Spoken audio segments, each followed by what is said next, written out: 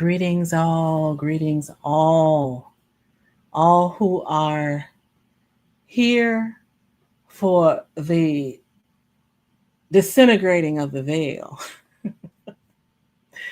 Welcome to the BM8 Platform. I am High Priestess Maven, HP Maven for short, and I am here for many different things, but the main purpose is that I want to make sure that I am able to do my part when it comes to having chiming in for a cultural phenomenon that's going on right now. And the reason why I want to do this is because I feel that I've worked in our community with our culture for a long time from the perspective of a spiritual worker, and my family has worked in our communities with the culture as spiritual workers, spirit workers. And at this time, with this huge, monumental um, extravaganza, that's the best thing I could put to words here regarding the movie Sinners, um, and Ryan Coogler as a director. I'm going to have to start calling him Master Ryan Coogler, and his wife, Zinzi Evans-Coogler. I'm going to have to start calling her Masteress Zinzi Evans-Coogler. Because what I'm seeing is that they have completely disintegrated the veil between what we know as religion and spirituality within our community and the culture. So I want to chime in.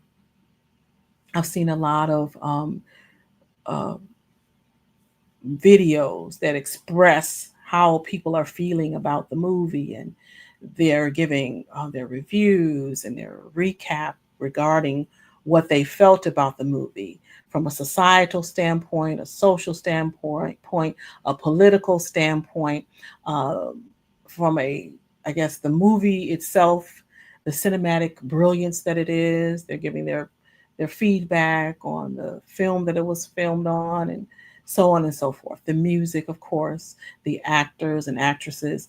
And I think that where I want to come from is not going to be from any of those particular points of view. I know I can get into it as well, but I think it's a lot out there like that. But what I want to come from at this point as a high priestess is the spiritual perspective, the esoteric perspective of this movie. And the biggest part of it right now, and I'm not sad by any stretch of the imagination, I'm talking this way because I feel that um, I feel reverence. And I've really been, I was wondering earlier this year, I went into a fasting and also petitioning the cosmic realm, the mama, papa of the cosmos, on something that was big that was coming up. And I didn't know what it was, but I was actually just continually in the petitioning mode. And what I found at this time, now that this movie has come out, all of the work from the years and years of wanting to get a message across to my people, to people in general. And I say my people because I've worked in my culture for a long time and in my community for a long time. Because of the fact I come from an era where people were not, we weren't allowed in certain areas. You know, I was born in 1968. Yeah, I'll share that. I was born in 1968, and my birth certificate has Negro as a description of my race. And I was in from that era where we weren't allowed in certain places. We were segregated, and we didn't fit in to certain communities. So I'm used to working in my community, you know. So that's why I speak from the perspective of one from the community, and it's not to belittle any other ethnicities or race, whatever you want to call it. It's just that that's the point of view that I have. That's what I know. So I encourage others to dive into their communities and their cultures and share, because I like to learn stuff like that. But right now, it's not about that. It's about a people coming to a great time on the timeline for them to celebrate self after being ostracized for so long, for so many centuries, so many decades. So now we get a chance to celebrate self, and we see it from the perspective of our the bloodlines that came before us. So the spiritual perspective that I want to share is how we see, when I say we, the priesthood, the priestcraft, and it's not about separating ourselves from anyone and making us like we're better than anyone. It's just that we, the priestcraft, the priesthood, those who come from the bloodline, we practice this as a 24/7, 365 lifestyle. It's a lifestyle. I'm talking about from sun up to sundown and in between, all everything outside and in between. So when we talk about a priesthood, that encompasses many different things. Working with the spirit is how we said it. And I know growing up, my elders would say, we're gonna work the spirits or work with the spirits. And that was before they were Christianized. And then as well as when they became Christianized, we had to cloak a lot of our workings within the church. Okay. So, with that being said, I want to make sure that many people realize how much this movie, Ryan Coogler and Zinzi Coogler, have put together, how much this movie is so much about the ancestors, the bloodlines that were responsible for the blues music and the gospel music, also called Negro spirituals, and the whole gamut of the lifestyle that we had to live in order to survive in hostile territory. So, the reason why I want to come up from a spiritual perspective is because I want to actually honor my ancestors, honor the bloodlines, not just of my people, but also of the kinfolk. We call them kinfolk. That just means kindred. That's what it means. It means kindred folk. Um, I want to honor the kinfolk of today as well as the past kinfolk. And how I'm going to do that right now, again, this is High Priestess Maven. You're on the BM8 platform. I've been doing this for quite some time. And now that this movie by Ryan Coogler called Sinners has come out, I see this as an opportunity to really bring home the fact that religion as we know it has changed. Spirituality as we have known it and we know it now and will always know it is now taking the front seat, taking the wheel, okay, of this your thing, right? So I want to give you perspectives. I want to usher in my people because I love my people, y'all. I love my people. I'm telling you, I love the kinfolk and the skin folk. That's how much I love my people and my culture. I'm telling you. I take them all. I take them all in the community. But I want to be one of the ones, and I know there's many people. There's millions of us out here, y'all, practicing the spirits as we know it. And that just means that you're going into the realms between the worlds. You're working in the natural and the supernatural realm. That's what it means. It's not spooky pooky. If you let us explain it better, us, the ones who actually practice it, if you let us explain it better, it'll make some sense, y'all. But we're gonna take our time with this, y'all. We're gonna take our time with this. But I want to make sure that we're acknowledging the fact of how much of this is about the bloodline of past kinfolk of the community that worked the roots, worked conjure, worked through music to bring about the spirits that helped us make it, that helped our people make it through hard times. Okay. And I'm wearing what I like to call the bloodstained banner tonight. Okay. This particular montage of spirit, and yes, this is a spiritual banner. This particular way that we put together the red, the white, and the blue, y'all, we don't know the origins and we ain't got to get into it, but we believed in this red, white, and blue as well. Why you think we work so hard to make it something, and believing that we had the right to the pursuit of happiness, the pursuit of happiness as well. So we held up this banner too. And this particular version, the way that they have um, laid the coloring of it is actually, if y'all can see it, this looks more bloodstained. And that's why when I saw this particular bandana, I was like, wait a minute. That's not the typical bright red, white, blue. This one has a little hue to it. And my belief is that this way it's set up, is the bloodstained banner. And I know I heard my ancestors speak about that quite often, the bloodstained banner. And I don't know how many of y'all old school folk remember or know this. But the bloodstained banner that I uphold right now tonight in honor and in remembrance of the kinfolk is what has been now presented and laid upon an altar in the form of a movie itself, the movie theater on the Warner Brothers lot called Sinners, this movie called Sinners. So when I get into the spiritual perspective and esoteric, which just means that's just the spiritual side, y'all. That's the supernatural. Because we've been actually studying what we know as the King James Version of the Bible, the Holy Bible, as some may call it. We've been studying that from a literal translation. Now that the religion and spirituality have been broken apart, now that they're going to have distinction, we're going to now be able to move into a realm, a direction. And I say realm because it's spiritual. We're going to move into the esotericism of this knowledge. The exotericism was what we really come to know. That's the natural, that's the physical. But now we're going to go into the esotericism, which is the supernatural and the spiritual. Okay.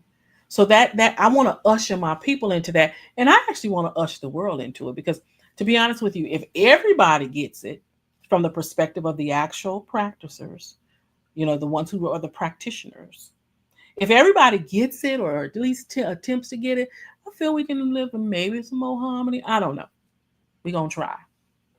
But what I want to do at this time, I'm going to be showing ritual constantly. And I have in the past, but my work has been for a select group of people. So you might see some of my past videos and they seem very cryptic because there were side conversations in our we were cloaked in rooms. And then I would do a video because this was a platform that they can go to that was open, available, free. They can just go to and look at my video, and people might be thinking, what's she talking about? Well, it was for a select group of people. But now we're opening this thing up because we're removing the cloaks. Let's make that plural. And I want to make sure that people see us as just everyday people. I want to know that everyone who sees me just sees an everyday person. But what I'm able to do as a high priestess is go into a spiritual realm, basically. I'm able to go into a spiritual realm, and I'm able to see, because I am a diviner. I see spiritual activity, if you want to put it that way. And it ain't just about the dead, y'all. I'm sorry, I'm going to get a little southern on y'all. I code switch all the time. It's not just about the dead. It's also the living. Okay.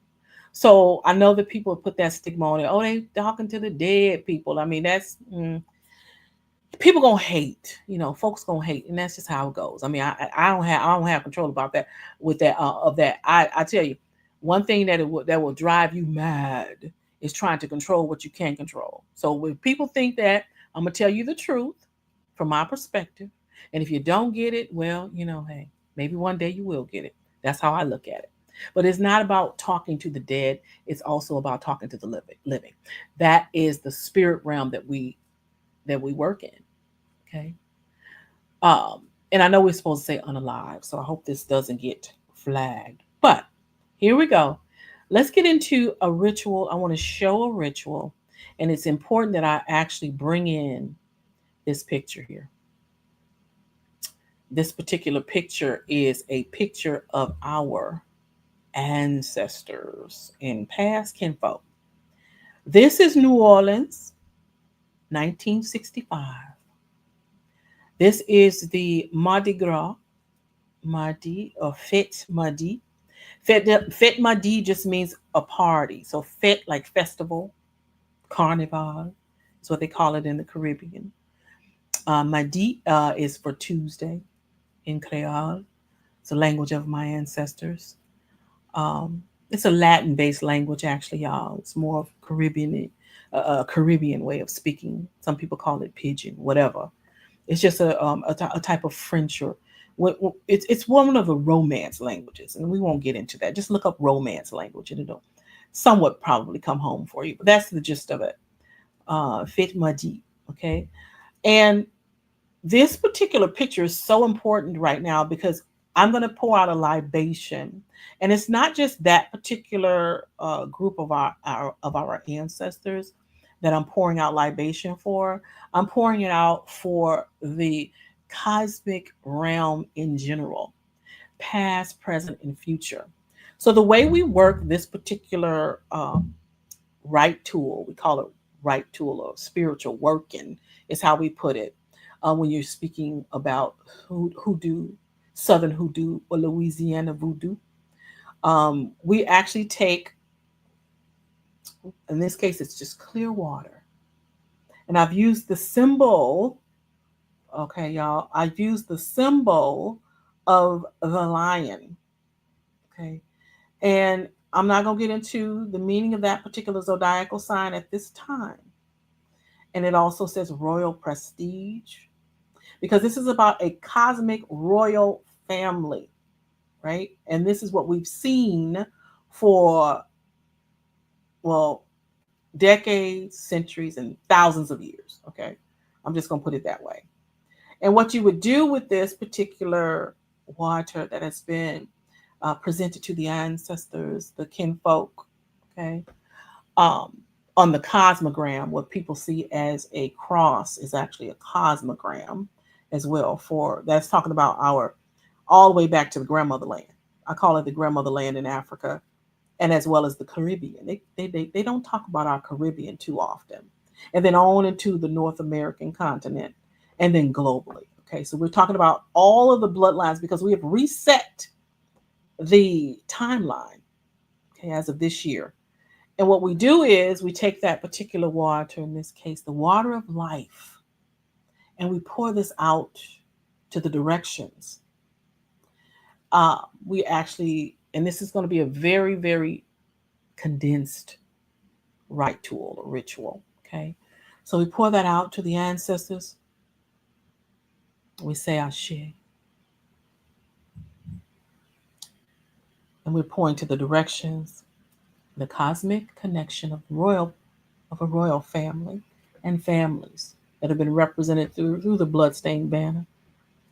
We say to the north,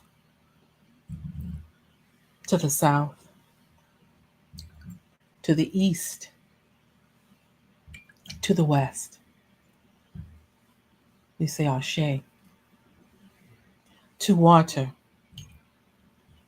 to earth, to wind, to fire. Ashe.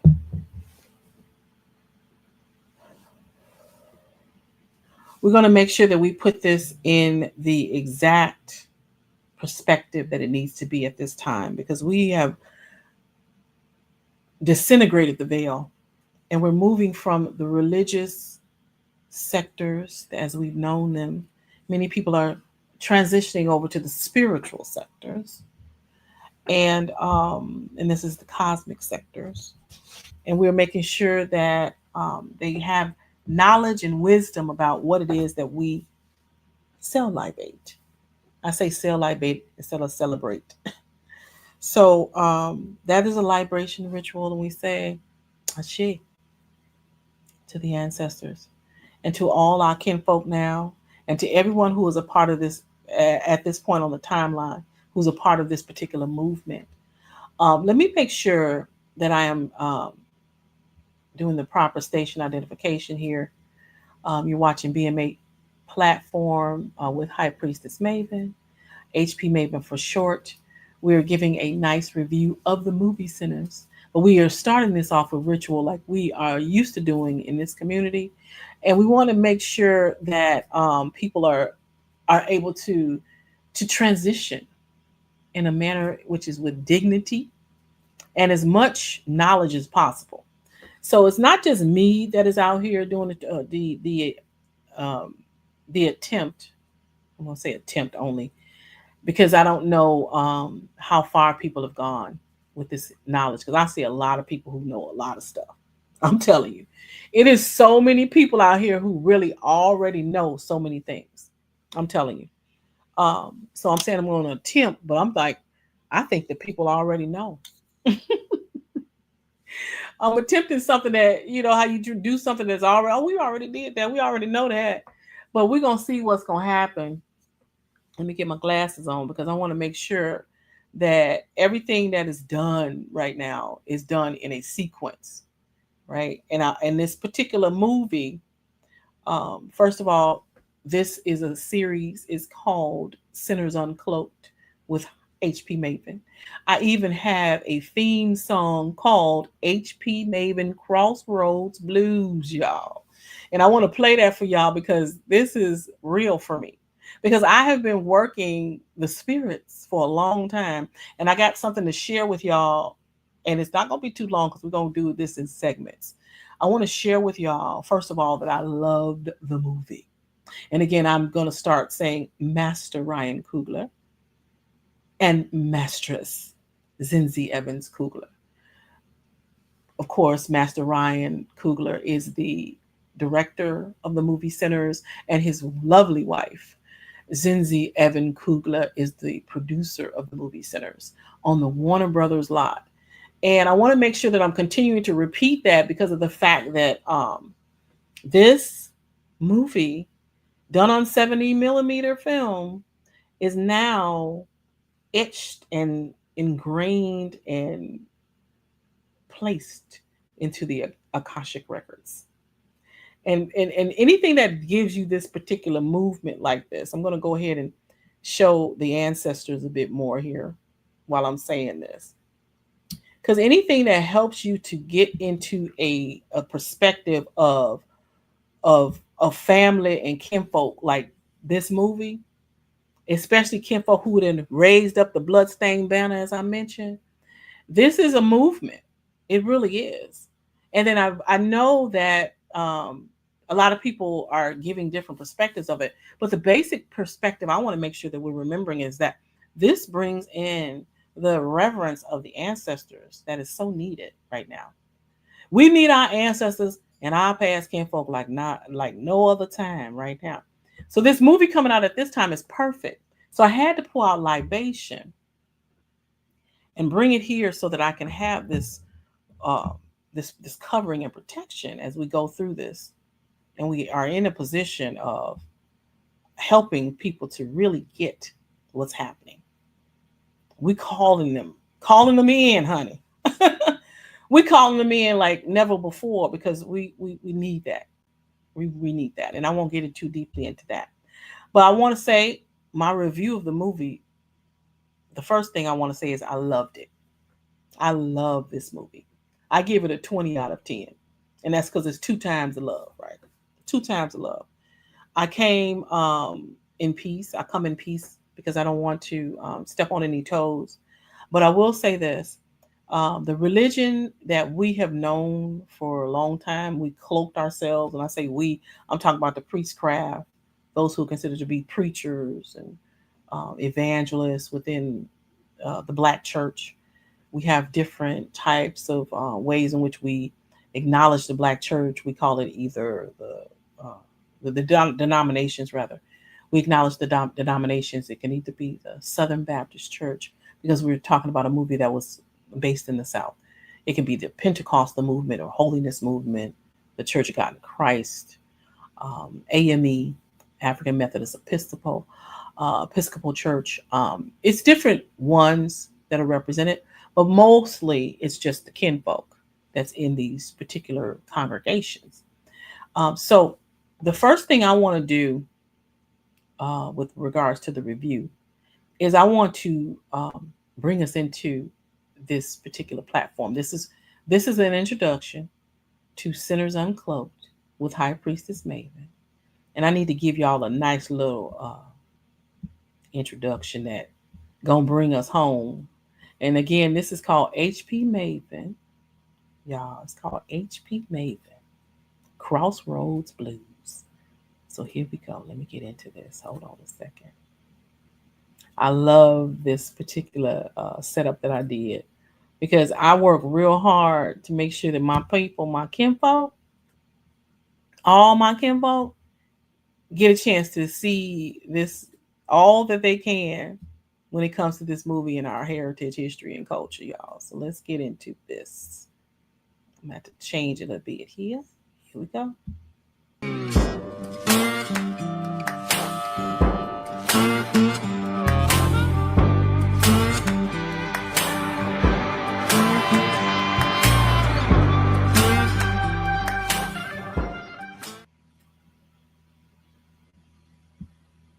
All right, all right, all right. That is my offering to all my kinfolk right now. Because what I want to share with you, and as I mentioned before, that the life of a priest or a priestess, preacher, evangelist, different names, missionary, you name it, is 24/7, 365.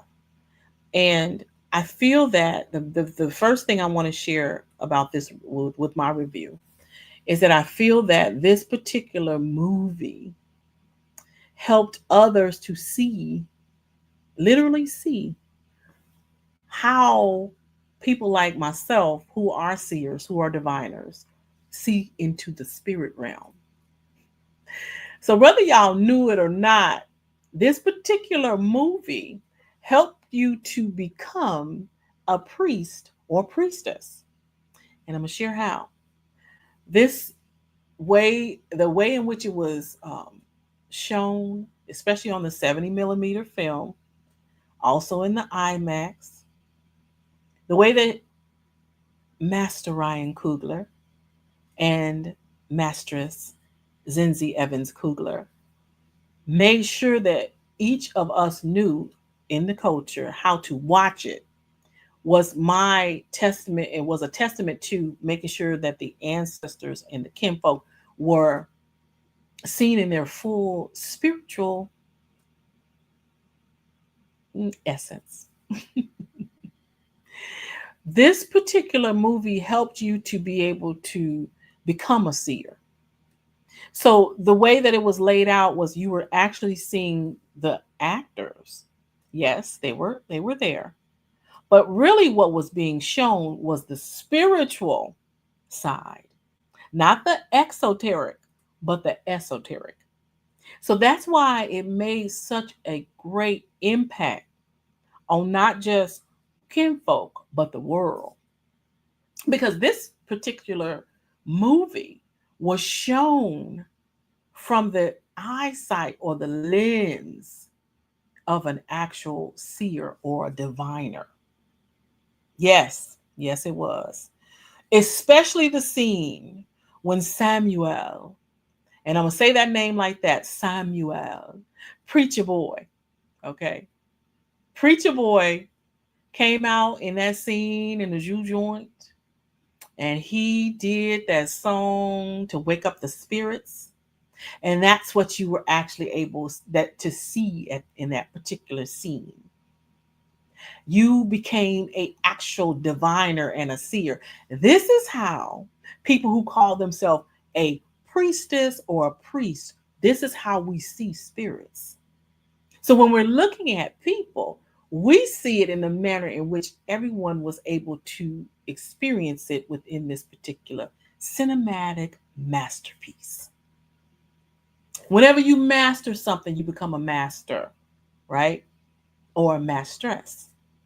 And I'm going to tell you, we actually applauded when the movie was over, us who were in this particular, at this particular showing. We applauded. And I haven't heard that in a long time when a movie, at the end of a movie, there was some applause. That's been a while. And that's the clapping of the ancestors. So I was so, when I tell you to sit there and see this movie and then realize that when I see in the spirit realm, that particular way in which you saw it is how I see it. And I said, oh my goodness, they have allowed people to now completely disintegrate the veil. I mean, disintegrate it. These characters within the movie were actually the spiritual essence of all that they were looking to overcome. That's how we see into the spirit realm. That's why we consider to be ourselves to be a high priest or high priestess, because we are working with spirits. We see into the spirit realm. We use our divination to be able to give messages, bring messages, take messages through the veil. And now I feel that the veil has been disintegrated. Now I'm going to share a few more things here regarding this and how it works, and then I'm gonna release you because I want to make sure that the things that I share are going to be very spiritual in nature. So therefore, I want to make sure that I'm not doing too much. I don't want you to get spiritual indigestion. So that's enough for you right there.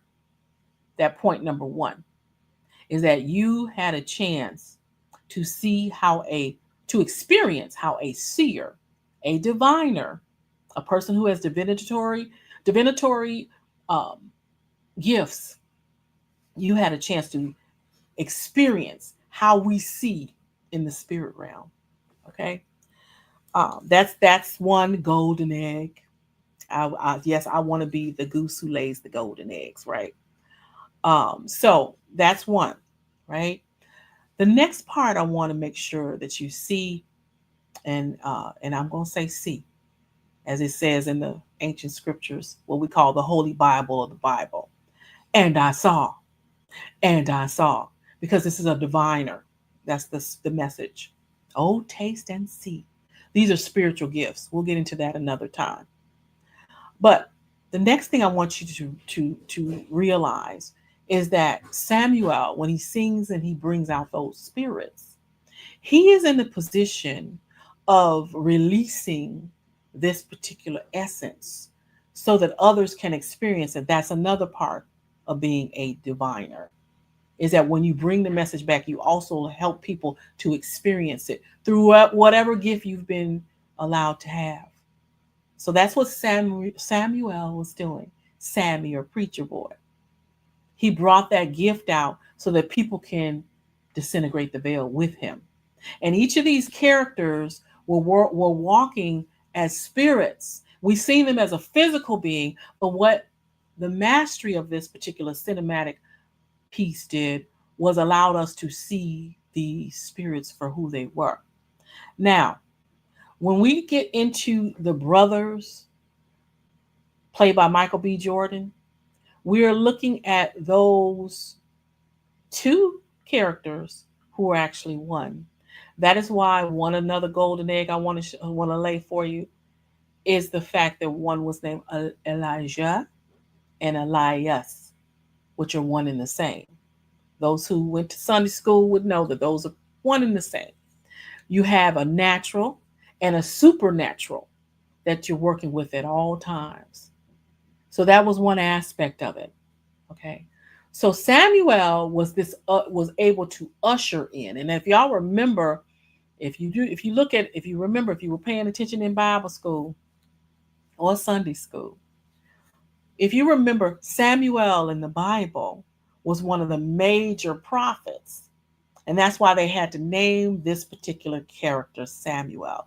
That's the one, if you remember, if you were paying attention in Bible school, even summer Bible school, you would remember that was the prophet that was brought up by the medium or They call her a witch. You know how they do. I think people be having a little spiritual haterism on them, but that's for another day. But they call her the medium or the witch of Endor, Endor. So therefore, we are looking at the Samuel of this particular era, right? The Samuel who is disintegrating the veil. That's why y'all saw him sing. And then at the end of it, once this spiritual experience happened and you were able to see into the spirit realm, then at that point, you were looking up through the fire. Because here's the golden egg. Samuel not only went to hell, Samuel conquered hell. Okay?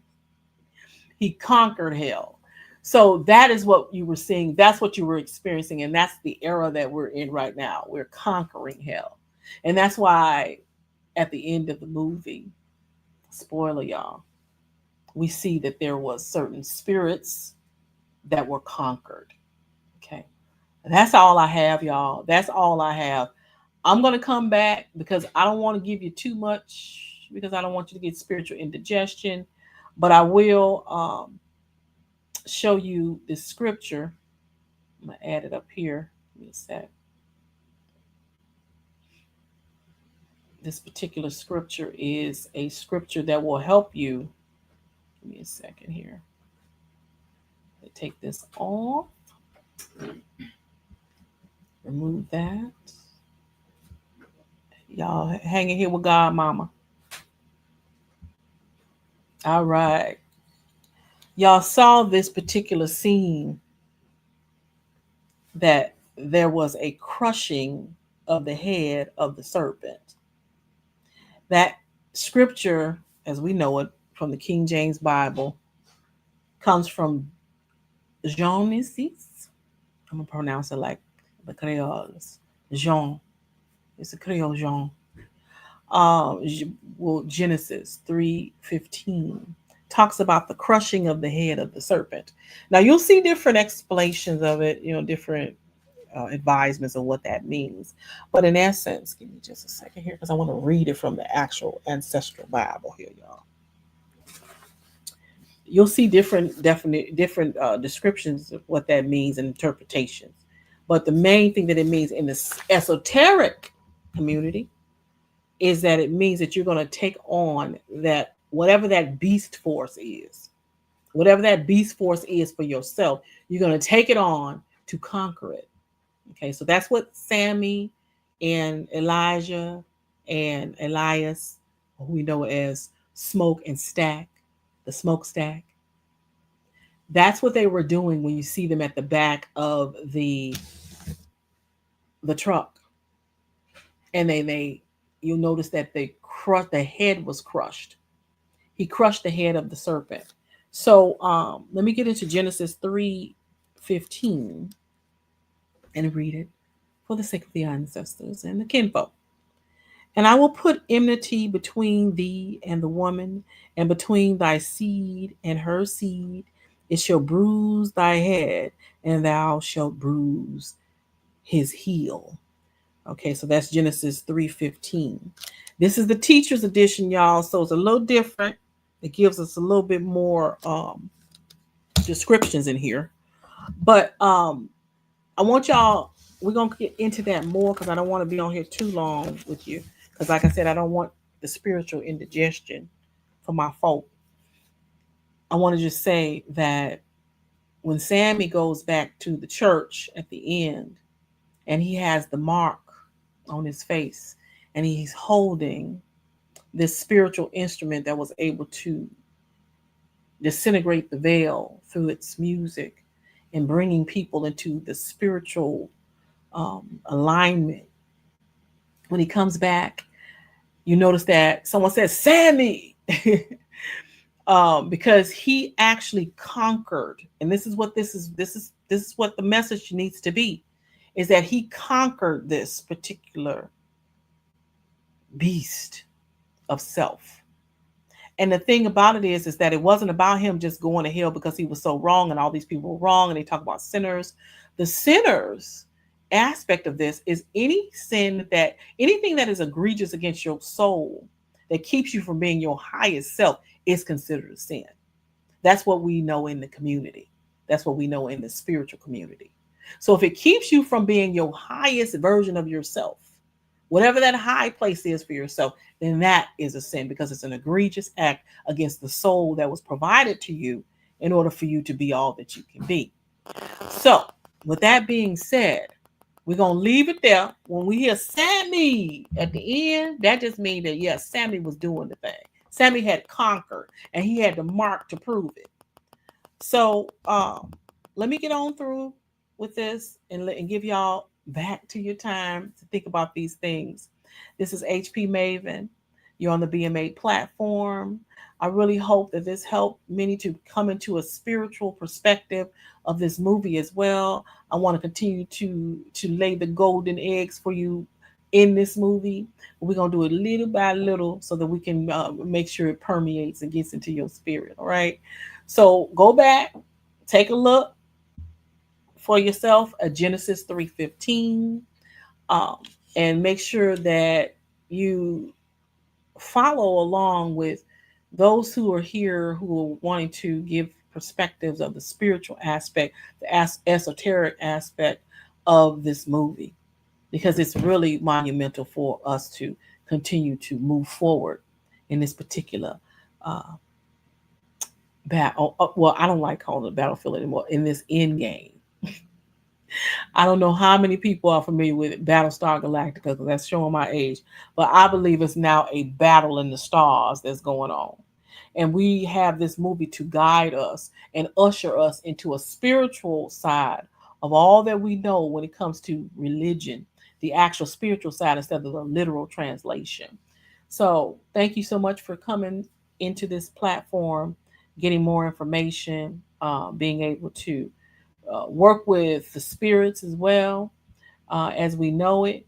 And whatever you do, just get knowledge and understanding when it comes to our connection to spirit and what the actual kinfolks who at practice what they were doing.